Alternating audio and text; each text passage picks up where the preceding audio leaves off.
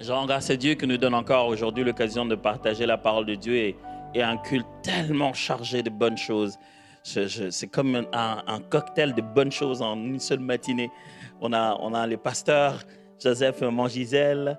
On a Frank. Vous n'avez pas vu Frank? Pour ceux qui ne connaissent pas Frank, bon, je ne vais pas parler de Frank aujourd'hui. Il y a personne qui arrive à m'avoir comme ça ici, comme Frank. Il a des... Non, Frank.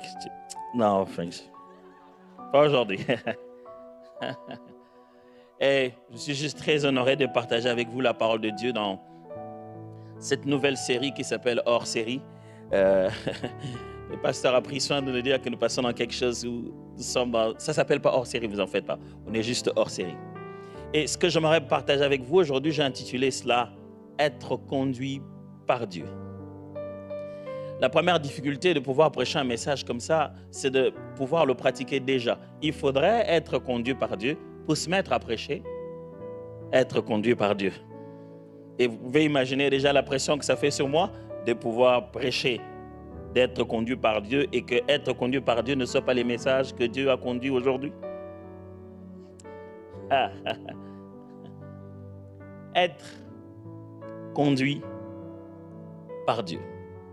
Pourquoi tout ça? Parce qu'en fait, l'homme voyage. Pierre le dit très bien que notre vie est comme la vie des voyageurs sur la terre. L'homme se déplace d'un point, il va quelque part. Ce n'est pas toujours physique, c'est caractériel, c'est la transformation de sa personne. Sa vie vers le devenir de qui Dieu voudrait qu'il soit est comme un voyage, un déplacement progressif. Et dans ce voyage du devenir, dans ce voyage de la meilleure personne de soi-même, simple, la destination finale est Jésus, dans ce voyage de devenir comme lui complètement, d'exprimer sa nature, dans ce voyage-là, eh bien, l'homme lève des options, prend des décisions, fait des choses. Et souvent, l'homme pense que plus il a d'informations, meilleures vont être ses décisions. Il s'est dit, si je sais ceci, je sais ceci, je sais cela, alors je peux quand même lever des bonnes options, je peux mieux décider. Mais la preuve est juste le contraire. On dirait que plus que l'homme a des informations, plus il entre dans une véritable confusion. Apparemment, l'homme a juste besoin de l'essentiel. Il n'est pas obligé de tout savoir, mais il y a des choses qu'il est censé savoir. Il y a des petites choses qu'il doit savoir au bon moment. Sans quoi, il va perdre la direction. Pourtant, la direction est claire depuis le commencement. Les raisons pour lesquelles Dieu a créé l'univers étaient claires. Pourquoi Dieu a créé la race humaine, la destination était connue, jusqu'à ce que le péché s'en est mêlé. Et lorsque le péché arrive, tout devient un peu plus flou, on ne sait plus très bien qu'est-ce qu'on fait. On dirait que là où Dieu a dessiné clairement la destination, un flou s'en est mêlé. On ne sait plus très bien voir qu'est-ce que Dieu voulait dire. On cherche dans les passés pour essayer de savoir, aux premiers êtres humains, il avait dit quoi? Quand nous, on lit la Genèse, les autres font de l'archéologie seulement. Et lorsqu'ils ont découvert des fossiles, ça ne dit rien de spécial. Si ce n'est que Dieu a commencé l'univers depuis plus longtemps qu'on l'imagine. Même en allant fouiller dans son passé, l'homme n'a pas de clarté sur son avenir. Même en regardant avec précision s'il y a eu dinosaures ou dragons avant, l'homme n'arrive pas toujours à prendre les décisions qu'il faut. Même en ayant introduit de l'intelligence artificielle, l'homme se cogne la tête encore et encore. Le fonctionnement de l'humanité est complexe. C'est l'une des raisons pour laquelle on a besoin d'être conduit. Le monde dans lequel nous sommes est tellement à la fois simple et complexe.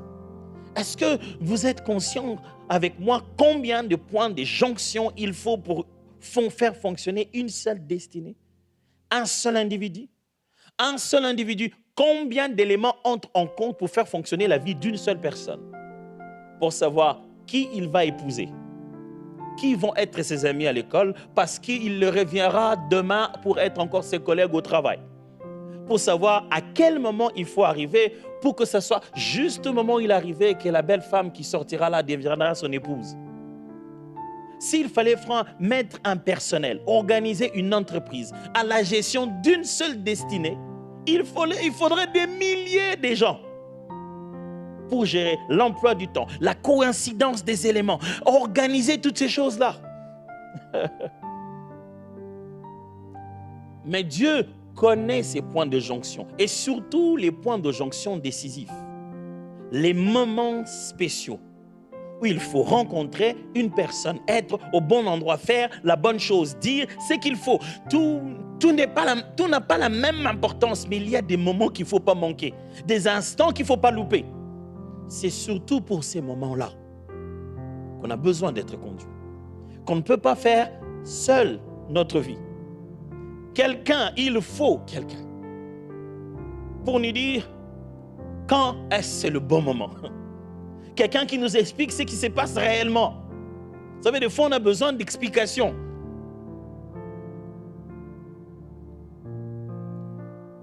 Quelqu'un qui nous explique non seulement ce qui se passe, mais aussi qu'est-ce qui va arriver après tout ça. Il faut quelqu'un qui donne des réponses à nos questions. L'homme en a besoin. Alors Dieu dit, oui, je vais le faire. Je vais vous donner les réponses, je vais vous guider, je vais vous orienter. Mais je vais le faire de la manière dont le Père le fait. Je vais le faire avec une langue qui n'est pas la vôtre. Je préfère, si c'est moi qui dois vous conduire, je préfère vous conduire avec la langue que nous parlions au commencement. Parce que les langues des hommes sont trop lentes et limitées pour percevoir l'étendue des connaissances que Dieu a. Dieu dit, si je veux me limiter au français, votre vocabulaire est trop petit pour décrire les nombres des connaissances qui entrent en compte pour diriger vos petites vies. Dieu se dit, si je dois attendre votre langage, il est très limité, car il ne décrit que les choses que vous voyez ici. Pourtant, il y en a celles que vous ne voyez pas, qui entrent en compte pour faire fonctionner celles que vous voyez. Dieu se dit, si donc je dois communiquer avec vous, vos dialectes sont des reflets de votre ignorance. Votre ignorance des réalités sous-jacentes qui dirigent le monde dans lequel vous vivez. Vos langages se limitent à explorer les visibles et à décrire les informations pour votre intellect, pendant que votre aspect, chaque aspect de votre être, nécessite un langage adéquat pour capter en 360 degrés les connaissances utiles pour naviguer dans les réalités. L'homme n'a pas vraiment besoin d'entendre une langue pour comprendre. Dieu sait faire comprendre l'homme sans qu'il ait une langue pour comprendre. Dieu parle à l'être humain un langage qui est loin meilleur à nos langues considérées intelligibles. Dieu peut te dire aimer sans utiliser le verbe aimer. Tu vas vivre tout l'amour. Et parce que tu l'as vécu, tu lui donneras un nom semblable à aimer. Mais même quand on l'appelle aimer, ce n'est pas tout ce que ça représente réellement. En tentant de nommer les choses, nous avons mis dans des boîtes que Dieu ne veut pas utiliser. Parce qu'il a sa propre façon de communiquer simultanément à notre esprit, à nos émotions et à notre corps, au même moment. Sans qu'on soit les plus intellectuels du monde, sans qu'on maîtrise tous les dictionnaires, Dieu peut parler clairement et nous orienter comme il se doit. Être conduit alors, mes amis, être conduit par Dieu, être conduit par quelqu'un d'autre, être conduit. Je me souviendrai toujours la première fois où ma femme m'a conduit. Elle apprenait encore à conduire. J'ai l'impression que vous connaissez l'histoire, j'arrête. C'est la même histoire, vous savez, la même histoire avec votre femme, c'est exactement la même histoire avec ma femme aussi. Jusqu'à ce que vous décidiez que vous n'allez plus l'apprendre à conduire et quelqu'un d'autre devait le faire. J'ai vécu la même chose aussi. Cette partie où elle conduit et te dit que c'est toi qui es en train de la déranger, c'est toi qui l'énerve, tu parles trop quand elle conduit, ça m'est arrivé aussi. J'oublierai jamais, ma femme, elle conduisait et on rentrait à la maison. Et je ne sais pas, elle était tellement stressée du fait que j'étais là. Je vous assure que j'étais en train de freiner plus. S'il y avait des pédales, je vous assure, cette voiture n'avait pas vendu. J'ai freiné plusieurs fois. On dirait qu'elle sentait que j'étais tendu. Et je ne sais pas, par inattention, un truc comme ça, je ne sais pas. Alors j'ai dit non, pas ça chez elle. C'était terrible. Ouf. Faites pas ça chez vous. Faites pas ça chez vous. Mais ce n'est pas seulement avec ma femme. Avec le temps, je me suis rendu compte que même quand je suis dans la voiture de quelqu'un qui conduit tellement bien, qui sait ce qu'il fait, j'ai malheureusement tendance, quand je sens qu'il s'y approche d'une manière dont je ne m'y approcherai pas, il prend une vitesse que je ne prendrai pas, il fait un jeu que je ne ferai pas, sans le vouloir, je vous assure, mes jambes freinent. Et là, je raconte une histoire rapidement pour oublier que... Parce que si tu es conducteur, tu n'arrives pas à 100% à laisser quelqu'un d'autre te conduire. Quand je ne savais pas conduire, je n'avais pas ça. Je n'avais pas ça du tout. Que tu conduises bien ou pas, je ne savais pas qu'il fallait freiner. Donc, je n'avais pas ce geste-là. J'avais peur quand ça faisait peur, mais je n'avais aucune idée du degré d'attention qu'il faut avoir. Vous savez, maintenant, quand quelqu'un me parle et qu'il a le téléphone et qu'il conduit et qu'il regarde sur son téléphone, je regarde à sa place, je dis, regarde, je connais les dangers que l'on court parce que j'ai déjà conduit. L'homme a déjà conduit sa vie et ça devient difficile de laisser quelqu'un d'autre la conduire. Quand on laisse Dieu conduire, c'est comme si on veut lui dire qu'on sait ce qu'il doit faire. Si il faut écouter nos prières pour entendre qu'on est vraiment en train de parler comme un copilote. On adresse à Dieu nos prières avec des instructions claires de ce qu'il doit faire. Qui conduit qui? Dieu, j'ai quand même un peu d'expérience, ça fait longtemps que je vis ma vie, hein? Donc je sais des choses qui m'énervent, celles que je n'aime pas. Je sais reconnaître quelque chose à distance, si je le sais. Ou tu sais, Dieu, je sais quand même reconnaître des choses que j'aime et des choses que je n'aime pas. Être conduit, mes amis, signifie être nourri de sagesse transformatrice. Quelqu'un d'autre nous apporte une sagesse si précise qui nous change. Qui ne vient pas des informations complètes que les hommes ont ou des expériences mal interprétées que nous avons, mais de la sagesse omnisciente. Une sagesse qui a toutes les connaissances nécessaires. Une sagesse qui demande qu'à être obéie pour transformer nos vies, étape après étape. Être conduit, c'est que quelqu'un nous dise quoi faire, quelqu'un d'autre nous dise quoi faire. L'homme n'aime pas qu'on lui dise quoi faire. L'homme n'aime pas qu'on lui dise quoi faire. Les gens se sont battus, ils sont allés en prison. Parce que l'un a dit à l'autre quoi faire. De quel droit tu oses me faire? Tu crois, surtout quand tu fais un commentaire sur le travail. Ah, toi tu veux m'apprendre mon travail maintenant? Quelqu'un finalement t'a quand même appris ce travail.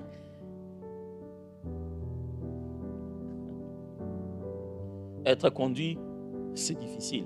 Parce que vous laissez à quelqu'un d'autre vous dire quoi faire, quand le faire et comment le faire.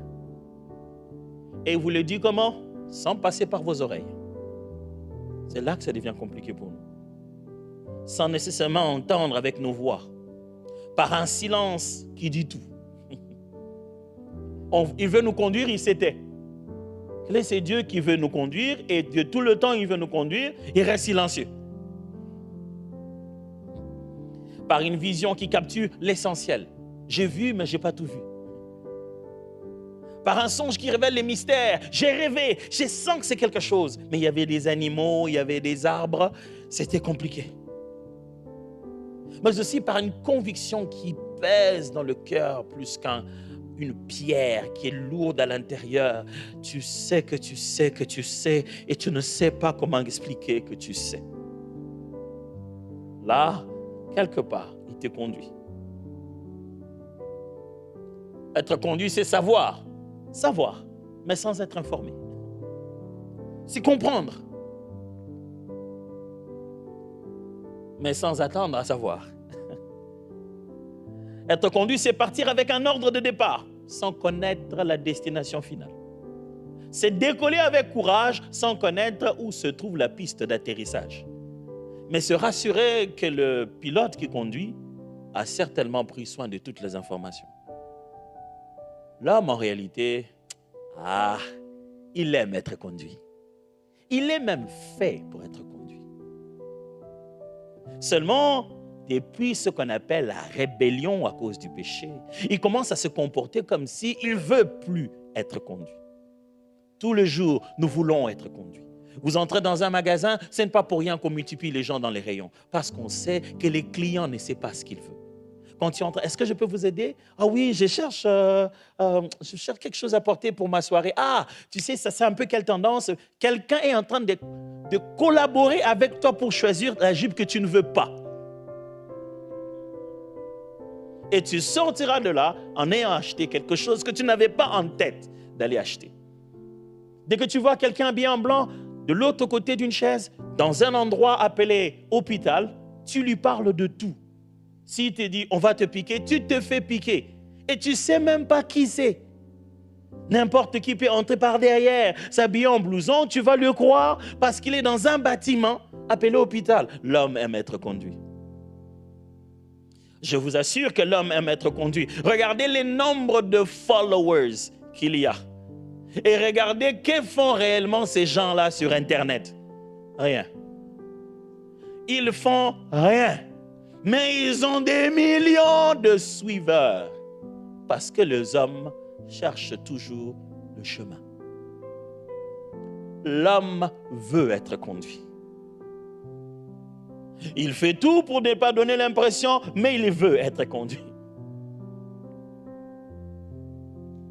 Mais la partie qui fait peur à la conduite, c'est que être conduit, c'est perdre son indépendance. Vivre au rythme d'une autre personne. C'est avouer clairement que malgré son expérience de vie personnelle, sur soi-même, on reste incapable de se diriger efficacement. On sait ce qu'il faut faire, mais ce n'est pas suffisant. On sait ce qu'on aurait dû faire, mais ce n'est pas tout ce qu'il faut faire. L'homme a besoin d'être conduit. Pour deux autres raisons majeures, à cause de la corruption de sa race. L'homme ne fonctionne plus comme il est censé fonctionner. Il est en défaillance. L'homme serait un robot, il planterait de temps en temps. Je vous assure. Vous avez déjà fait ça avec l'intelligence artificielle, vous lui demandez génère-moi une image d'un homme qui tient sa guitare en train de jouer au village. Il vous génère l'image d'un homme qui a 7 doigts avec une guitare qui entre un peu dans son corps. Ils ont un terme pour ça. On appelle ça délirer, je crois. Ils disent que l'intelligence artificielle fait des délires comme ça. Oh, tu te rends compte que ce n'est pas exactement ça. Je pense que l'homme est comme ça. Il a un genre de fonctionnement qui est un peu perdu. Plus encore, il fonctionne avec un genre de virus appelé péché. Il ne sait plus très bien retrouver le nord. Moi, un jour, je conduisais chaque fois à différents endroits, j'allais avec un GPS. Mais je ne savais pas que mon GPS avait des paramètres à l'intérieur. Où que j'aille, ça m'amenait toujours vers la porte arrière. C'est-à-dire que si je vais dans un mall, j'allais tout droit là où les camions vont déposer la marchandise. Si je vais dans un resto, j'allais toujours derrière. Je ne sais pas pourquoi les GPS m'amenaient toujours derrière. Imaginez que votre GPS a déjà la fibre du péché. Ça vous amènera toujours. Même quand c'est beau, c'est bien, ça vous amènera jamais vers la porte d'entrée. Mais la deuxième raison qui fait que l'homme a vraiment besoin d'être conduit, c'est le fait que nous avons de l'autre côté un ennemi spécialiste en illusion. Lui, tout ce qu'il veut, c'est démontrer que nous ne sommes pas aussi intelligents comme ça. Vous savez, si quelqu'un veut vous faire du mal et qu'il n'arrive pas à vous faire du mal, il va chercher quelqu'un qui vous ressemble, votre enfant, quelqu'un qui est comme vous. Il va tenter de faire du mal sur lui pour avoir la joie comme s'il l'a fait sur vous. Et le diable, lui, s'est complètement rebattu sur nous pour dire, Dieu, si c'est ça ton image, c'est que tu n'es rien. Regarde, tu n'arrives même pas à comprendre. Dieu est tout content de ce que nous soyons son image et sa ressemblance. Et le diable dit, non, ces gens ne méritent pas ça. Regarde, ils ne sont pas normaux. Comment tu peux les aimer comme ça? Je vais te montrer qu'ils ne sont pas normaux. Ils ont demandé pardon. Demain, ils vont faire la même chose. Et vous savez quoi? Demain, exactement la même chose. Il dit, alors, regarde. Et Jésus vient et il dit, Père, j'ai été là-bas. J'ai porté ce corps. Je sais comment ça fonctionne. J'ai des choses à te dire. Automatiquement, il devient un avocat auprès du Père. Ce qu'il dit au Père a du sens parce qu'il a été tenté de toutes choses comme l'un d'entre nous. Non seulement qu'il a pu dealer avec le corps, il a pu aussi arrêter la puissance du diable. Il devient donc la meilleure personne à nous conduire. Si quelqu'un qui n'a jamais été humain tente de me conduire, je n'ai pas envie. Il ne sait pas ce que c'est qu'être un humain. Si quelqu'un qui n'a jamais vécu le diable, je n'ai pas envie qu'il me conduise. Parce que le diable peut aussi le perdre. Nous deux, on sera au même endroit. Si il a vaincu le diable, il a vaincu le monde et il a été dans la chair comme moi, il est qualifié pour conduire ma vie. Je veux celui-là. Mais alors, que faut-il pour être conduit par Dieu? Ça fait un bon moment que tu parles, pasteur Atoms. Quand est-ce qu'on lira la Bible? J'aimerais vous proposer juste 2 choses pour être conduit aujourd'hui. D'habitude, j'en ai beaucoup. Aujourd'hui, j'en ai que 2. Que faut-il pour être conduit? Préparez-vous, c'est un verbe. Que faut-il pour être conduit par Dieu? 1. Écouter.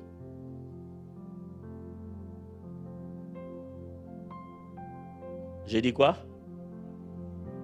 On dirait que vous ne m'avez pas écouté.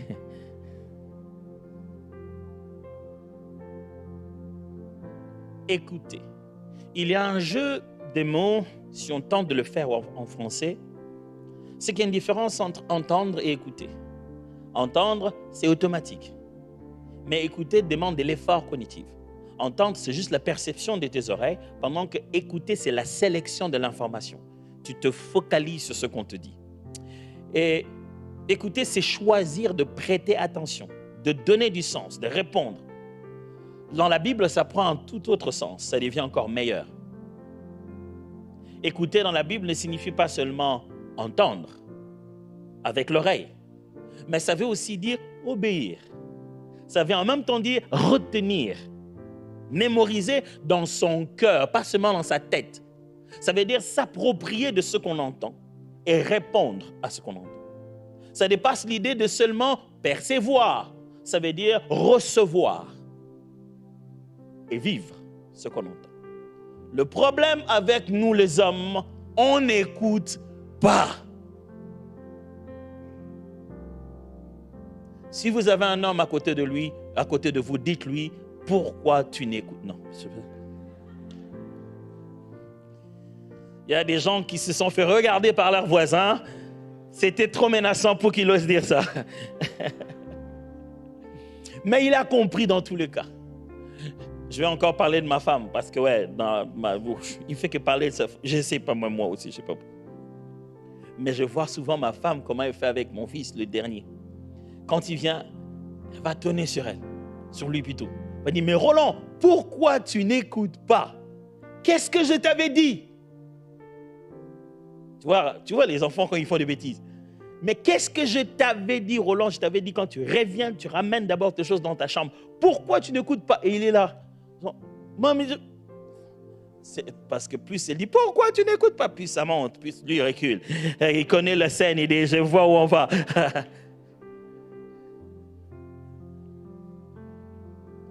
On se demande des fois, pourquoi les enfants n'écoutent pas? On a simplement dit, prends ça, mets là-bas. Qu'est-ce qu'il y a dans leur tête? C'est exactement ça que Dieu se demande. Pourquoi les enfants de Dieu n'écoutent pas? C'est dans Genèse jusqu'à Apocalypse. Qu'est-ce qu'ils n'ont pas compris?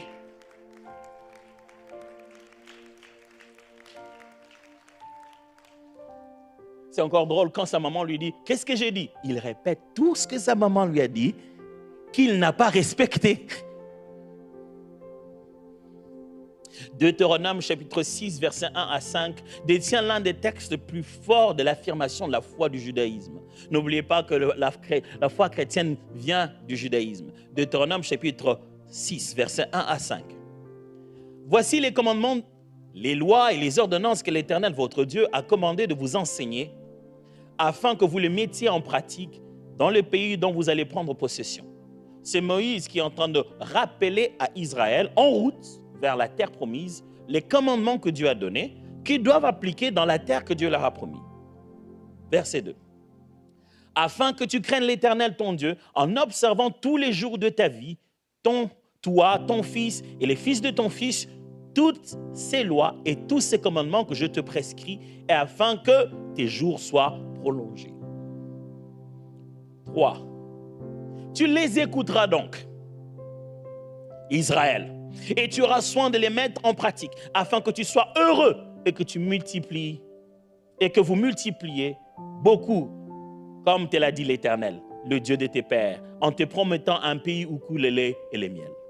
Ici commence la belle phrase, qui se répète chaque fois qu'il y a des rencontres dans une synagogue. Écoute, Israël, l'Éternel, notre Dieu, est le seul éternel. Ou l'Éternel, notre Dieu, est le seul Dieu, ou l'Éternel, notre Dieu, est un seul Dieu. Tu aimeras l'Éternel, ton Dieu, de tout ton cœur, de toute ton âme, de toute ta force. Dieu est en train de parler au peuple d'Israël. Il se prépare à entrer dans la terre promise. Moïse a déjà parlé. Vous imaginez comment l'homme a du mal à écouter? On a un premier livre qui s'appelle Exode, dans lequel se trouve la sortie du peuple d'Israël. Et Moïse leur dit la loi à l'intérieur, direct, genre live. Il est sorti, il descend, il leur dit la loi. Mais il y a tout un autre livre qui s'appelle Répétition de la loi. Parce que l'homme, une fois, ça ne passe pas. Il y a tout un autre livre qui s'appelle Deutéronome qui zoome sur toutes ces lois. Et même quand dans Deutéronome on a donné des lois, vient encore tout un autre livre qui zoome sur les lois lévitiques. Parce qu'une seule fois, ça ne suffit pas pour l'homme. Il faut répéter, répéter, répéter. Et ici, Dieu parle à Israël. Il dit, là où je vous envoie, c'est là où j'ai promis. Vous serez visités, c'est la terre promise. Le lieu coule le lait et le miel. Mais écoute, Israël. Il ne parle pas à un individu, il parle à tout un peuple. On comprend tout de suite qu'il ne s'agit pas des oreilles là. Ça va plus loin. Ça veut dire reçois ce que je dis. Entends, retiens, prépare-toi à agir. Alors, j'ai prévu aujourd'hui de vous faire juste 2 petites reformulations pour qu'en partant on se dise, écoutez, ça signifie vraiment quoi? Ce que j'aime, c'est encore le fait que dans Marc chapitre 12, Jésus répète la même chose. Ce n'est pas une histoire de la loi passée avant le Christ, non. Là, on est en plein milieu de Christ. Jésus-Christ, on lui pose la question, on lui demande, quelle est la plus grande loi? La plus grande loi, le test, on veut savoir son niveau de connaissance de la Torah. J'aime le fait que dans Marc, il y répond exactement comme on y répondait à l'époque rabbinique, comme on y répondrait dans une synagogue. Dans les autres évangiles, il commence directement, tu aimeras l'Éternel ton Dieu. Mais dans Marc, il le répète pleinement, comme on l'a lu à partir du verset 4. Il dit, Marc chapitre 12, verset 29, la Bible dit, Jésus répondit, voici le premier commandement. Écoute Israël, ok. Le premier commandement, ce n'est pas tu aimeras.